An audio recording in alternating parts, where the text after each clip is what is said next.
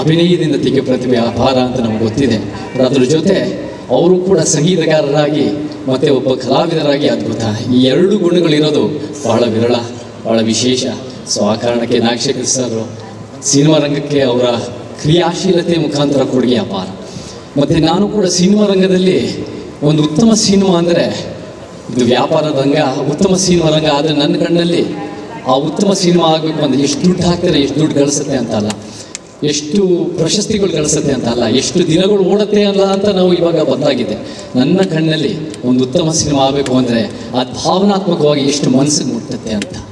ಆ ಭಾವನೆಗಳು ಮುಟ್ಟೋದ್ರಲ್ಲಿ ನಾಗಶೇಖರ್ ಸರ್ ಬಹುಶಃ ದೇಶದಲ್ಲಿ ಯಾರಿಗಿಂತ ಕಡಿಮೆ ಇಲ್ಲ. ಅವರ ಸಿನಿಮಾಗಳಂತ ಅದಿದೆ. ನಾನು ಕೂಡ ಸಂಜೆ ಒಟ್ಟಿಗೆ ತಟ್ಟು ಕತೆ ಕೇಳಿದ್ದೀನಿ, ಭಾವನೆಗಳು ಖಂಡಿತ ಮುಟ್ಟುತ್ತೆ. ಅದೇ ಒಳ್ಳೊಳ್ಳೆ ಪಾತ್ರಗಳಿದೆ. ಕಿಟ್ಟಿ, ರಚಿತಾ ಅವರು ಎಲ್ಲರೂ ಅದ್ಭುತವಾಗಿ ಮಾಡ್ತಾರೆ ಅಂತ ಗೊತ್ತಿದೆ. ಮತ್ತು ಚಲುವಾದಿ ಕುಮಾರ್ ಅವರು ಭಾಳ ಚೆನ್ನಾಗಿ ಸತ್ಯ ಹೆಗಡೆ ಸರ್ ಮೊಯ್ನಾ ಥರನೇ ಈ ಸಿನಿಮಾದ್ರು ಅದ್ಭುತವಾಗಿ ಕೊಡ್ತಾರೆ ಅನ್ನೋ ನಂಬಿಕೆ ನನಗಿದೆ. ಹಾಗೆಯೇ ನಾಗಶೇಖರ್ ಸರ್ ಏನು ನೆಕ್ಸ್ಟ್ ಕೈ ಎತ್ಕೊಂಡಿದ್ದಾರೆ ಮತ್ತು ಚಲುವಾದಿ ಕುಮಾರ್ ಅವರು ಎತ್ಕೊಂಡಿದ್ದಾರೆ ಅಂದರೆ ಭಾಳ ಒಂದು ಅರ್ಥಪೂರ್ಣವಾದ ಅದ್ಭುತವಾದ ಕಾನ್ಸೆಪ್ಟು. ಅದು ಭೀಮಾ ಕೋರೆಗಾಂವ್ನ ಕಾನ್ಸೆಪ್ಟು. ನನಗೆ ಭಾಳ ಸಂತೋಷ ಆಗುತ್ತೆ. ಈ ಭೀಮಾ ಕೋರೆಗಾಂವ್ನ ಕಾನ್ಸೆಪ್ಟು ನಮಗೆ ಬರೀ ನಮ್ಮ ಕರ್ನಾಟಕದ ಕನ್ನಡ ಚಿತ್ರರಂಗಕ್ಕೆ ಮಾತ್ರ ಅಲ್ಲ, ಇಡೀ ದೇಶಕ್ಕೆ ಭಾಳ ಒಂದು ಅದ್ಭುತವಾದ ಕಾನ್ಸೆಪ್ಟು. ನನಗೆ ಗೊತ್ತಿದೆ ಇದು ಭಾಳ ಒಳ್ಳೆ ಸಿನಿಮಾ ಆಗುತ್ತೆ ಅಂತ.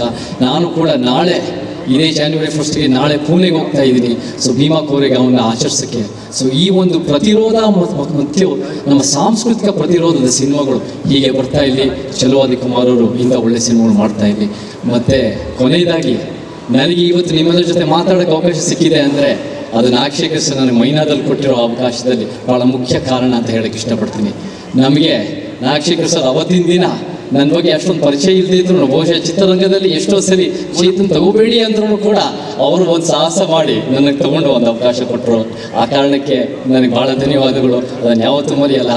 ಒಳ್ಳೆ ಸಿನಿಮಾ ಮಾಡೋಣ ಸರ್. ಸಂಜೆ ಒಟ್ಟಿಗೆ ತಟ್ಟು ಆದಮೇಲೆ ಮೈನಟ್ಟು ನೀವು ಚಾನ್ಸ್ ಕೊಟ್ಟರೆ ಅದರಲ್ಲೂ ಭಾಳ ಅದ್ಭುತವಾದ ಸಿನಿಮಾ ಅಂತ ನಂಬಿಕೆ ಇರುತ್ತೆ. ನಾನು ಖಂಡಿತ ನಿಮ್ಮ ಜೊತೆ ಮಾಡೋಕ್ಕೆ ಇಷ್ಟಪಡ್ತೀನಿ.